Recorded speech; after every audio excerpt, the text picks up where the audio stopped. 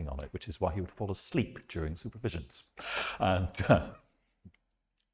anyway, I thought, Rod uses this with undergraduate students. Why don't I see if the mathematics department would be interested in doing that? And I showed them a couple of proofs mediated this way. One of them was like in set theory, x take away y union y take away x is the same thing as x union y take away x intersection y. And the mathematician saw me working backwards from the goal and decided this was instantly an abomination. No amount of proof can possibly be achieved by looking where the fuck you're going. Sorry, I said I wasn't going to swear, but I am. And then I also showed them that in order to avoid fractions, twice the sum of the numbers from 1 up to n is n times n plus 1. And I did that proof by induction, and there was a certain amount of algebraic jiggery-pokery, but everything was fine. And the mathematicians didn't want to know. I reported back to Rod, who tried to console me by saying, our students, they're going to work in banks. Do they really need to be able to prove that twice the sum of the numbers from 1 up to n is n times n plus 1? Don't they just need to stick in 3 numbers and see that it works? And I said, Rod, you are an absolute fucking genius, because both sides of that equation are inherently quadratic. So sticking in 3 numbers and seeing that it works is the best proof.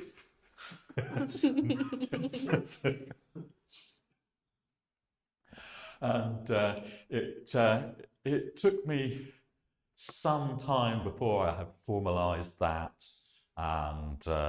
and all its little friends, sort of a general language of polynomial formulae, including summation, indexed by an upper bound on their degree, then developing a formal notion of the forward difference operator, and showing that, so the key step in the induction, you need to know that the forward difference operator reduces degree, and that then you get straightforwardly that 2 functions agree if they agree at 0 and if all their forward differences agree, and then you get that if you take the right number of forward differences, that's the same information as just testing on an initial segment of the possible inputs. And I thought this was fun. I submitted it to a conference, but this was the year homotopy type theory was really going wild, and a type theory paper that wasn't about homotopy type theory wasn't interesting. So also various people who had expensive theorem provers wrote reviews saying, my expensive theorem prover uses a lot of electricity and solves this kind of problem really easily. Why do you want to do it cheaply? And, but, pardon my cynicism. Anyway, then I began to think, can we do this for things that aren't numbers? Like, what if we were mucking about with other data types? So I did a little bit of experimentation. I also had another thought, actually. I don't know if you've seen a marvelous Swedish thing called QuickSpec. It's from the Quick Check people. And it really is remarkably, it looks like cheating, right? Here's what you do. You write some functions that you think might be the operations in some algebraic structure.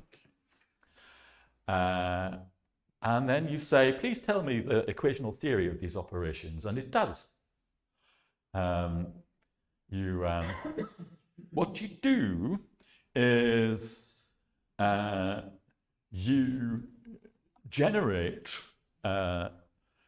all the valid expressions that you can make from these operations and from variables to some depth bound that you know, no algebraic structure of good taste would involve expressions more complicated than. And then what you do is you throw a load of randomly generated test data at all of these expressions and see which ones are separated by any of the tests. The ones that you still haven't told apart by throwing in 100 different valuations of the variables, you decide that they are always equal, and then you see which ones are more general. The ones that are special cases of the others you throw away because they're boring, and what's left over is your theory. I mean, you know.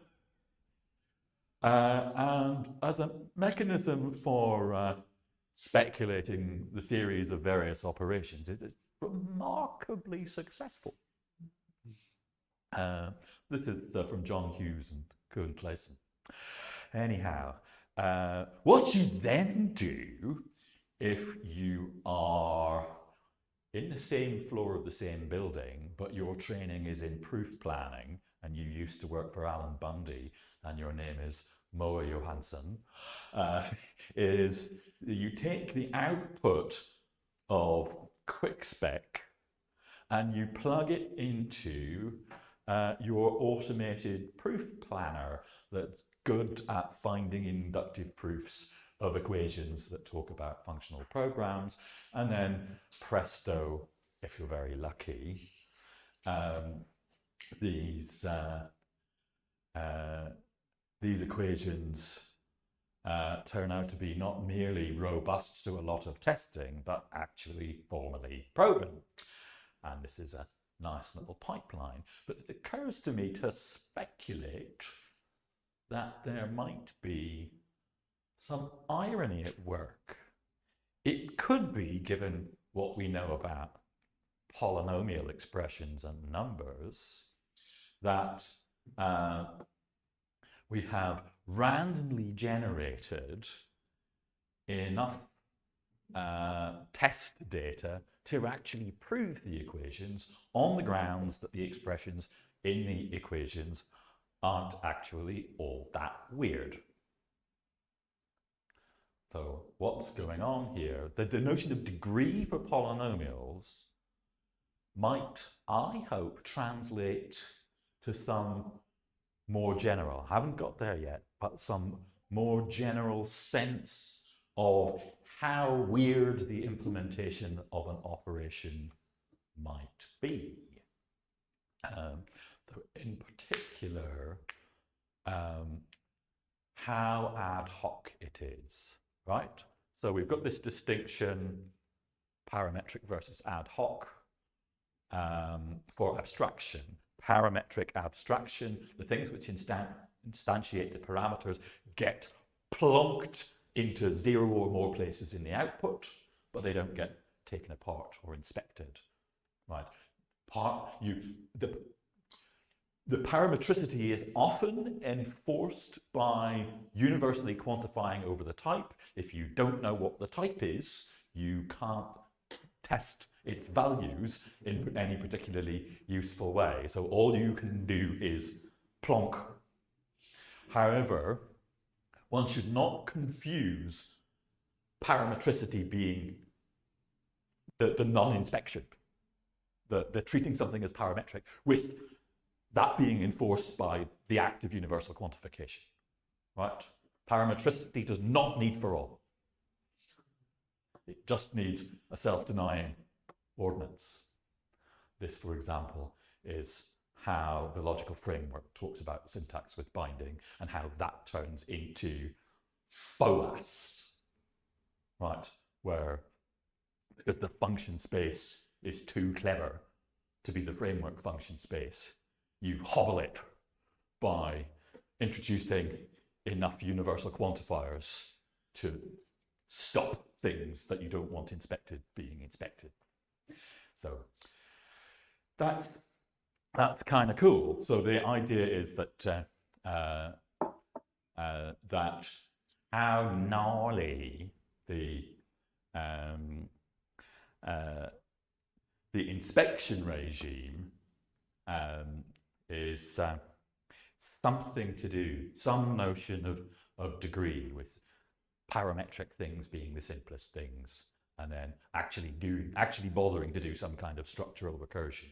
So here it's structural recursion that plays the role of summation as the thing that takes that increases degree, because it's doing an extra layer of inspection. But I'm hoping that same kinds of, well, you know, we can't see where the variables are, but we can see where they were if we put different things in and see what comes out, right?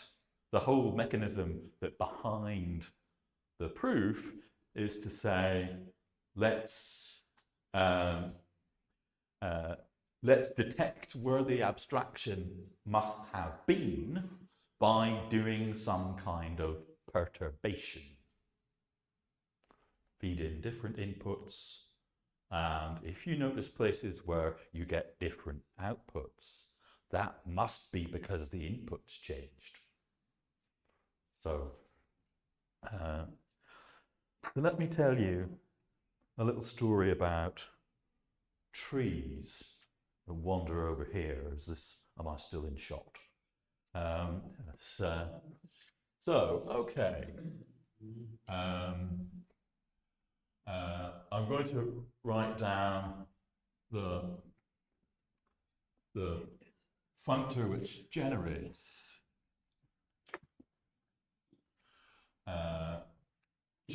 trees, and then I'm going to consider tree expressions to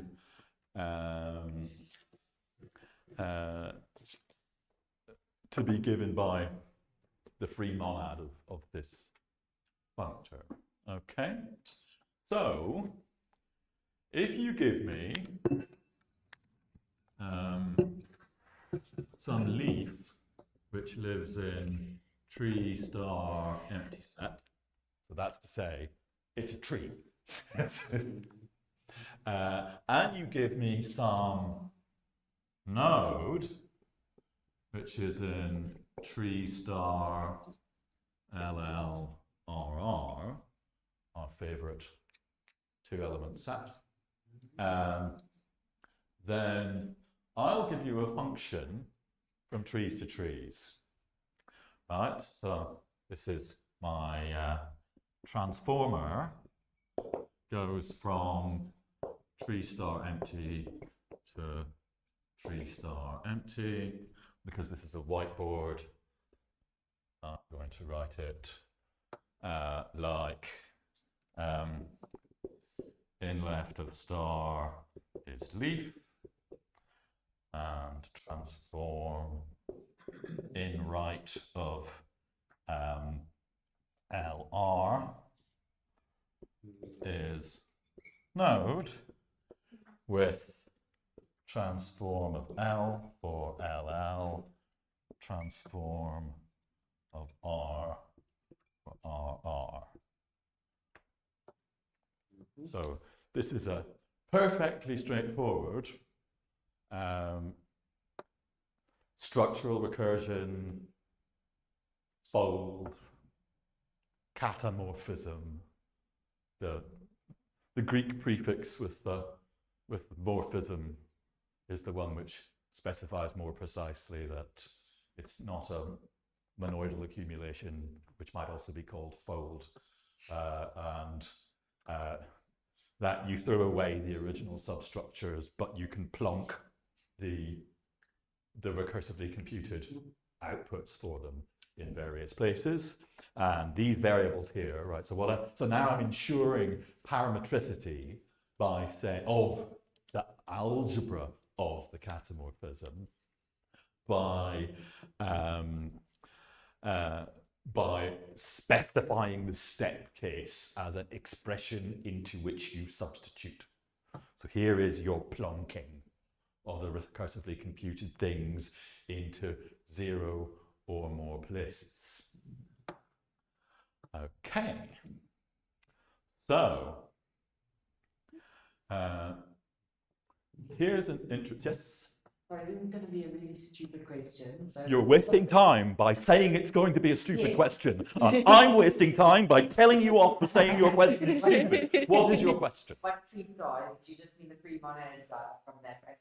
Yes, I mean that we're at every level we've got either a leaf or a pair of substructures, each of which is also, but I'm allowing there to be also other leaves which play the role of variables. So here, this is closed. This one is allowed to have occurrences of 2 variables. And what do we do with these variables? We substitute them. All right, thank you very much. Right. So this is...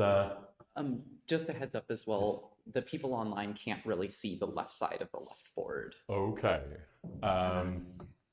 But, okay, well, I'll say in words what the summary is, namely that there's a closed tree expression which gives you the image of a leaf, and there's an open tree expression which gives you the step case. It's got 2 free variables in it, and the step case computes by substituting for those free variables the images of the left and right subtrees, respectively. Okay. So,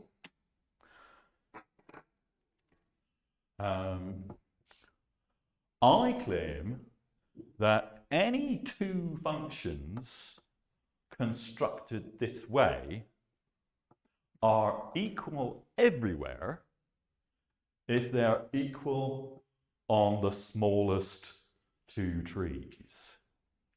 Actually, over here, I forgot that this is a board, right? What is it?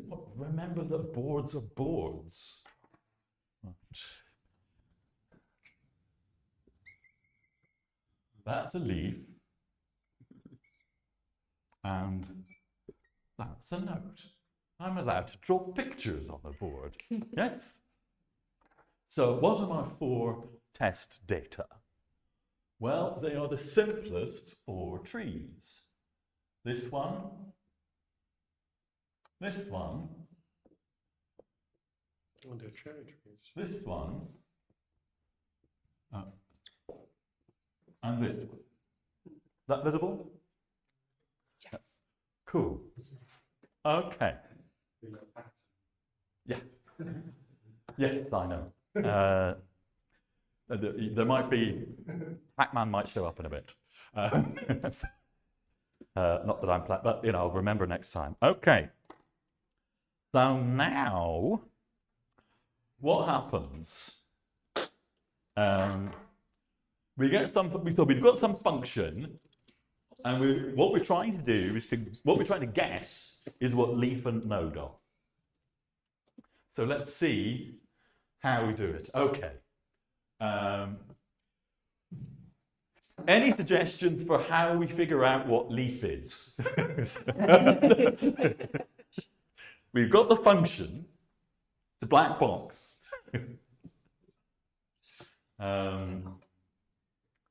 Right. Okay. So, yes. What do? We've got some function. So we have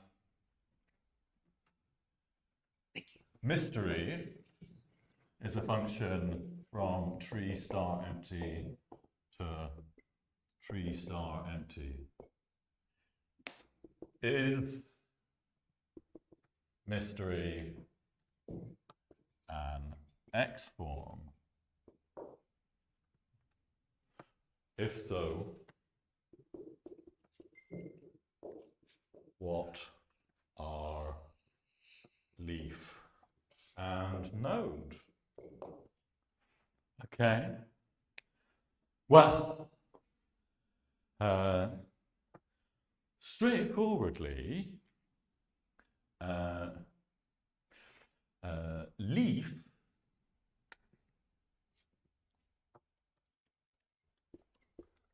is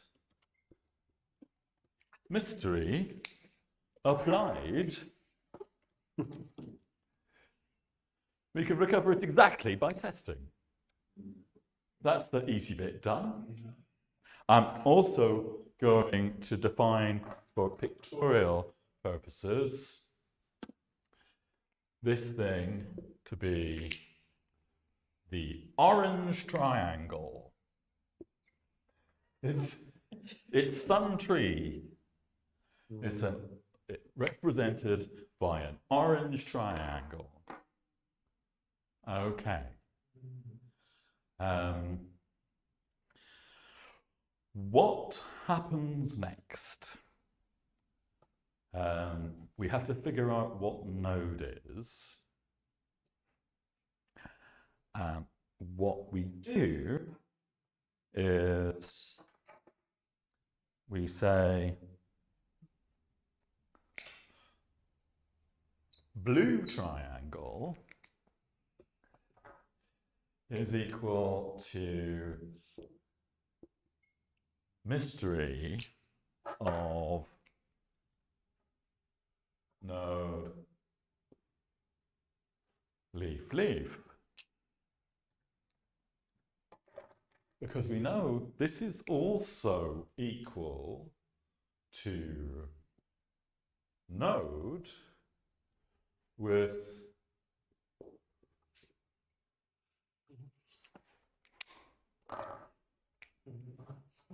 orange triangle substituted for both variables. So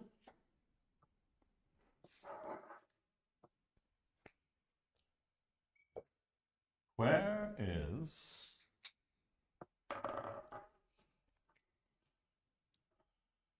orange triangle in blue triangle?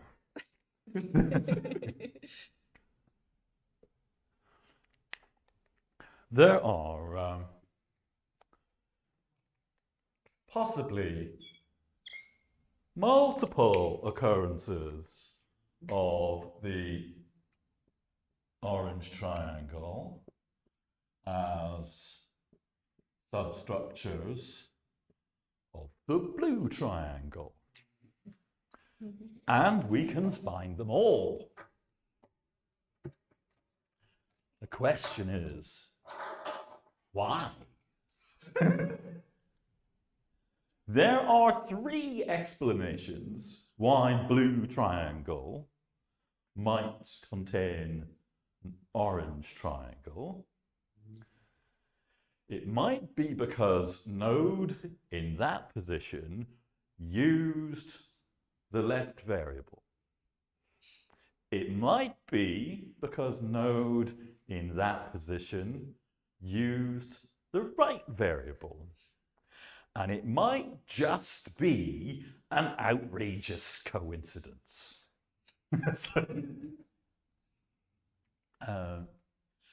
So, however will we tell these 3 apart?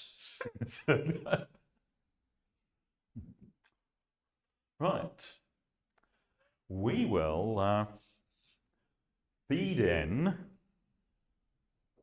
these 2 inputs. And what's going on here is that we know mystery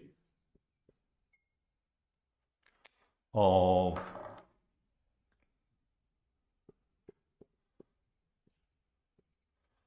left cherries is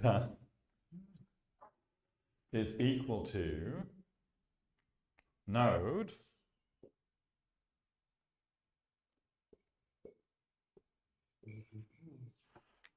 with the orange triangle still substituted for the right variable, but now we've got the blue triangle substituted for the left variable. So we've perturbed the left subtree. Now, some of you may be thinking something. Hold that thought. Yes. So, right, if we can detect the places in this picture where we used to have orange triangles, but we now have, so that was, so let's suppose this is equal to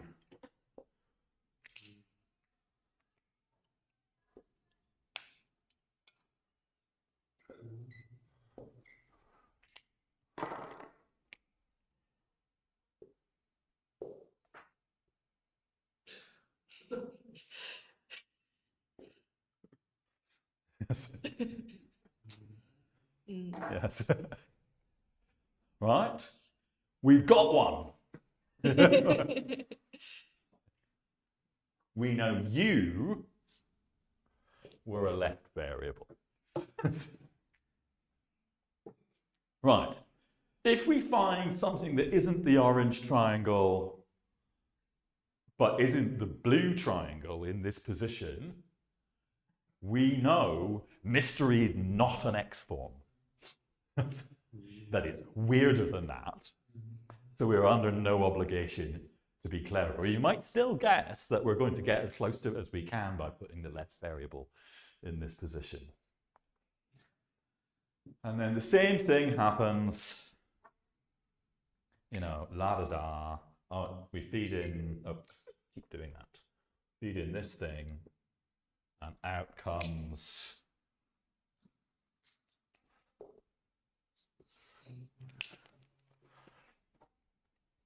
right. Let me leave a gap. Out comes, well, maybe I'll put the gap here. Out comes this thing where 1, 2, 3, 4, 1. Right. That's the other thing that can happen, and that tells us that these two are the right variable, and that the other one is a coincidence. Right? So, so this is an example of using perturbation to recover abstraction. Now, one question that you might have in mind, if the whole point is that we detect the abstraction by telling the orange triangle apart from the blue triangle, is what? So, yes.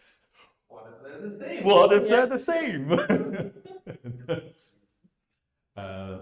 Well, then it turns out to be even easier that it is then no longer necessary to tell apart the left variable, the right variable, and the coincidences, because everything's always that value anyway.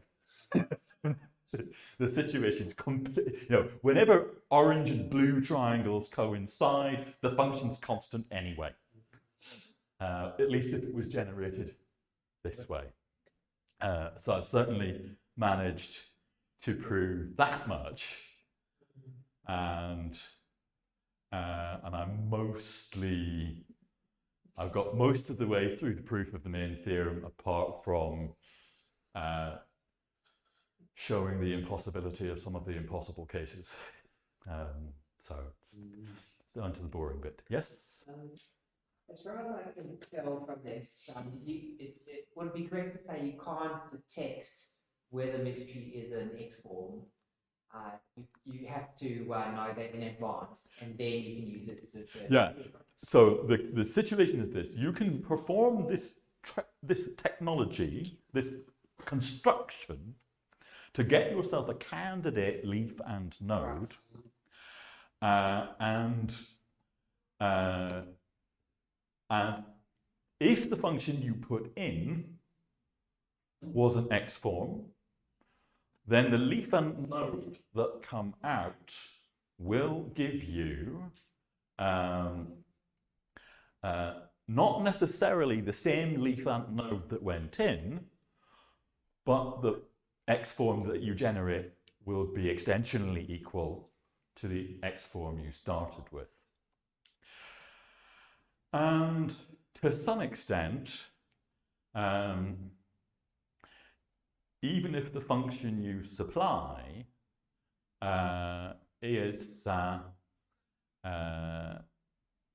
is more complicated than just being an X form, what we've computed is to some extent a first approximant to whatever that function was.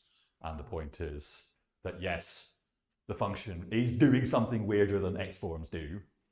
So we're going to need to do more interesting stuff.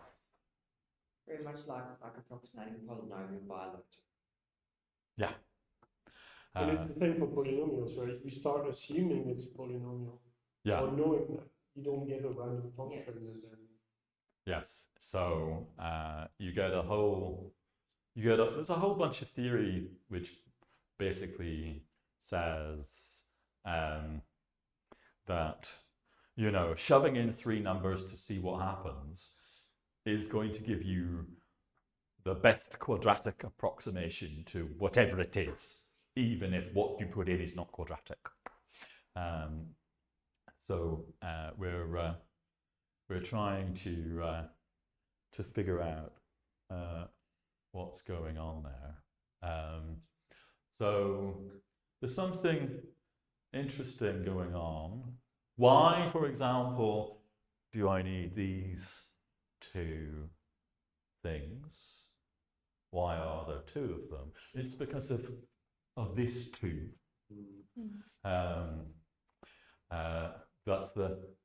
So we are looking for the one. We're making changes in all the possible one-hole contexts.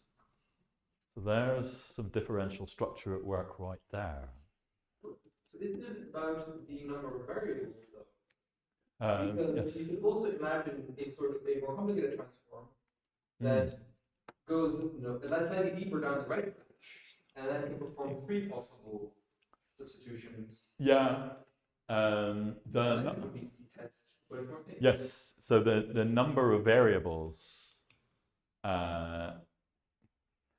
is also coming from this multiplicity, or we're interested in the number of places in the input things can have come from. So what we're interested in is how does the output change when we consider perturbations in each of the possible one-hole contexts in the input. And that's the thing that's playing the role of the difference operator in this construction, is perturbing in the individual places. And the fact that this behaves very nicely with natural numbers and not so nicely for other inductive structures is yet another case of Kroneker's redaction. As we all know, Kroneker really said God created the natural numbers to confuse us. All the rest is the work of human beings. And if God had given us Lisp instead, we would be so much cleverer already.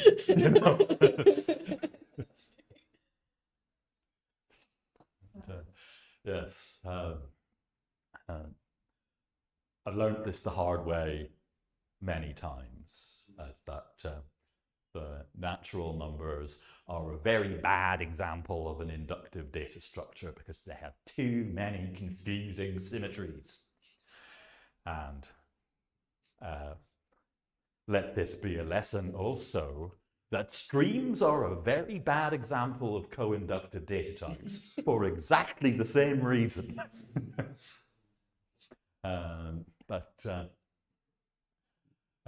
Yes. So there's lots of transferable things here. I'm interested to see how these things survive composition, which is going to involve trying to make sure we do enough variation on the input side to get all the variation we need to consider in the middle.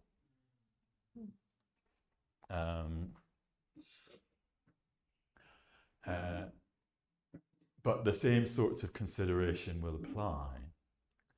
I do not yet have a good inkling. Okay, let me give another example. It's clear that for like functions definable by a fold right, where the step case is similarly parametric, that we can get away with 3 tests. There's something exciting that happens when you do have universal quantification. Then life is wonderful because you can declare a new data type with 2 things in it that are different, that the person who wrote the function never even heard of, and you can do perturbation testing straightforwardly, and you know it's not a coincidence. You know that anything that comes out must have been because of that. You also have less to do because you know that the program just can't possibly inspect that stuff. So the types, when you do see universal quantifiers in types, the testing prescription gets simpler. That's for sure. But yeah, what becomes interesting then is to consider what happens if we refine the function type to talk about how gnarly the function is allowed to be with, I suppose, degree 0 is the function must simply not use this input at all.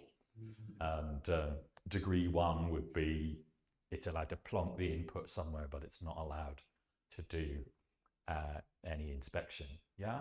Sounds like linear typing to me. No, it's not necessarily linear typing because plonking might happen in 0 or more places. There's no restriction on the number of times the input can be copied. It's just that you're not allowed to do anything more exciting with it than copy it. Right, but then you can imagine, so it's certainly out of the same drawer of funny refinements of being in scope. It's being in scope, and what are you allowed to do with it? How gnarly can things be? Somehow, Yes. it's not also a bit of a nominal flavor, where you Yes. sort of need to respect some symmetry, so Yes. you can't use anything more than just giving it back. Yeah. So yes, then you've got things like you want to check that append is associative. That basically involves slightly different, in one nesting of the appends, you're feeding the output from one append as the input in the other that you are going to compute through. So that tells you there's some gnarliness there that you need to worry about. Sorry, I'm a bit slow. I'm going back to something, but I'm still not quite sure I understand why we only need those trees. Like, I mean, I kind of see why it's true, but I can't understand why trees. Right, so the claim is that if our mystery function is generated this way, we can recover it Yeah. by just this test information. And the point is that the first two tests give us exactly what leaf is and a collection of candidates for what node is. And then by perturbing each subtree in turn, we identify more precisely. We identify a candidate which is good enough. But how did we come up with that list in the first place? What? This list? Yeah, because that was the or right. So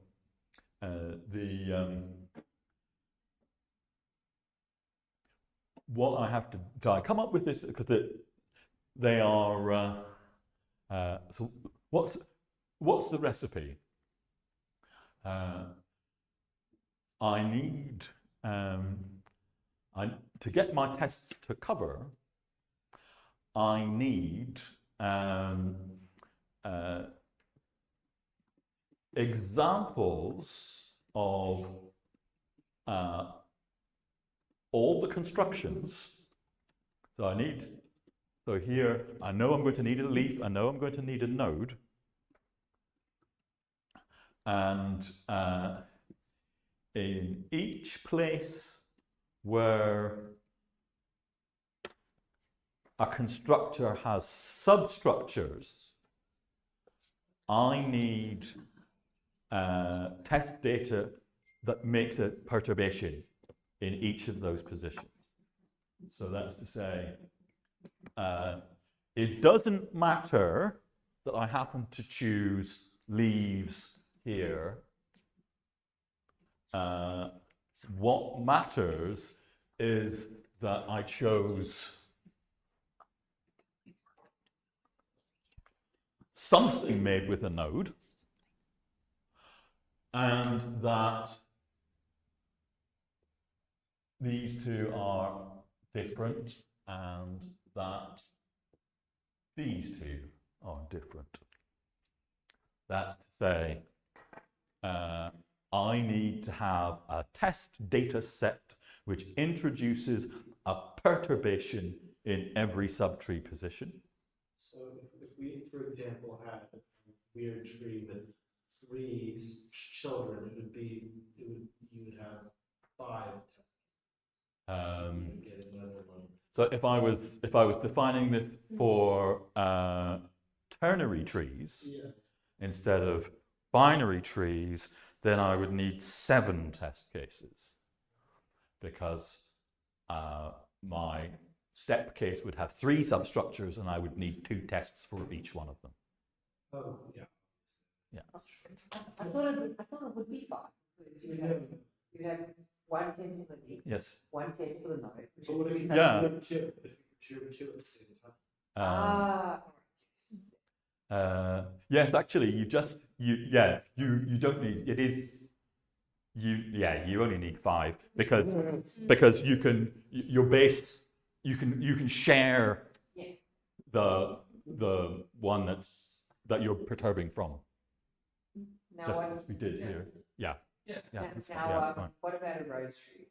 Maybe that's because I guess that goes back to what you're saying about compositionality. It does go back to what we're saying about compositionality, and again, it's considering, well, what are we allowed to do with, how weird is the iteration over the list of subtrees? Is that a fold with a parametric algebra, or what?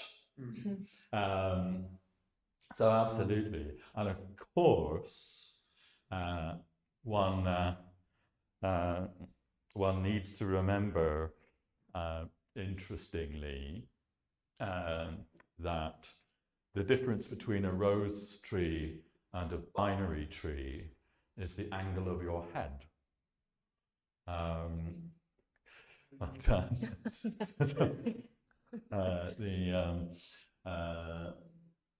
but in terms of what you're allowed to do with uh, uh,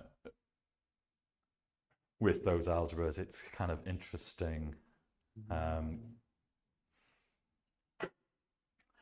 So yeah, early days. But what's also kind of curious, and there has been some work in this direction before, but I haven't really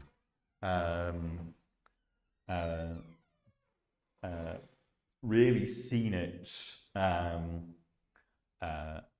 of turned into any kind of differential structure, is to ask the question, you know, can we learn this function?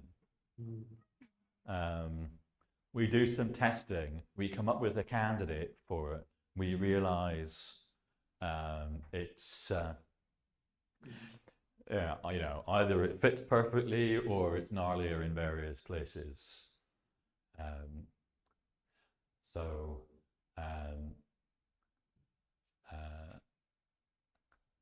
so my point is this, that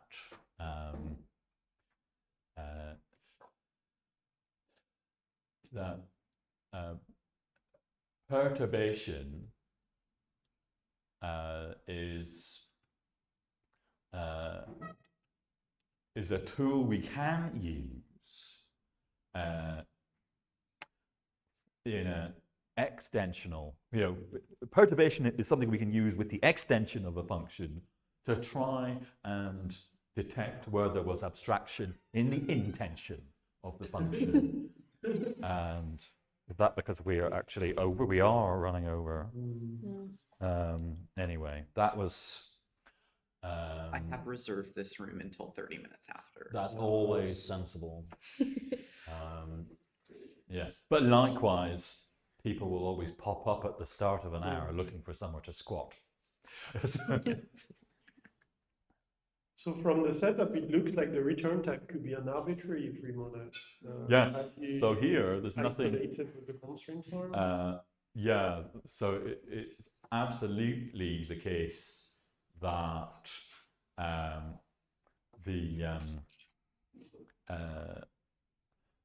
that we should be less fussy about what the return type is, because we just need to be able to search it to find where the perturbations in the input have perturbed the output. So it needs to be finitary somehow, like traversable.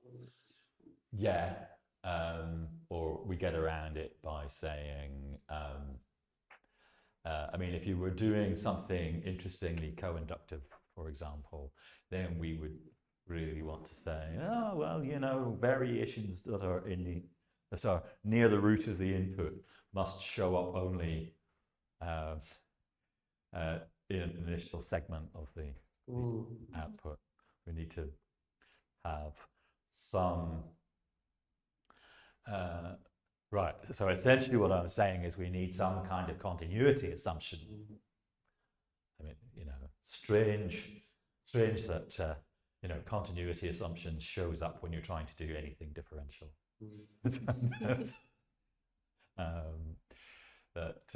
You know, and likewise, there are always going to be programs which we can get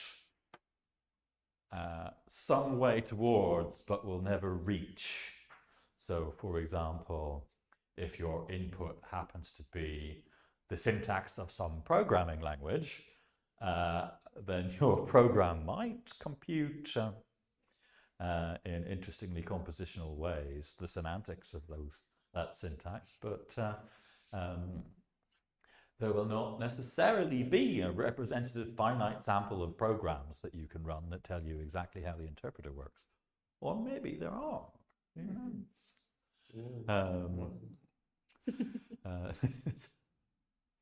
We certainly can't run all the programs, but maybe there is a sensible collection of example programs that should immediately form the introductory textbook for teaching undergraduates that programming language. Because they in fact do exercise the simplest possible semantics that programming language has. So yeah, I think there's lots of fun to be had poking about in this general direction.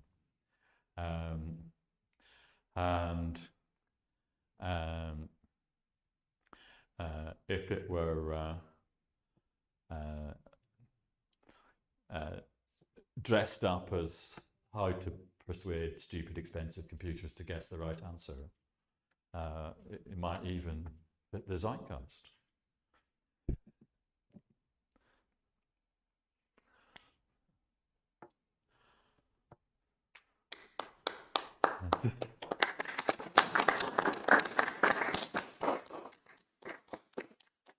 Cheers.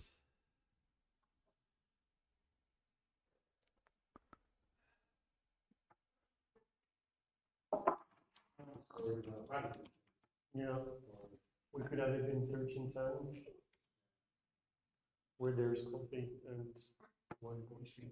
Yeah, and where the board already contains half the data we care about already. It's been partially erased.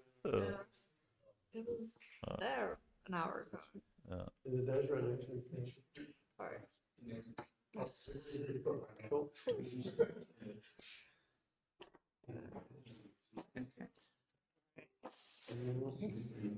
Next week I will attempt to do it on my laptop. Maybe Okay, with yes, you I here, and then we can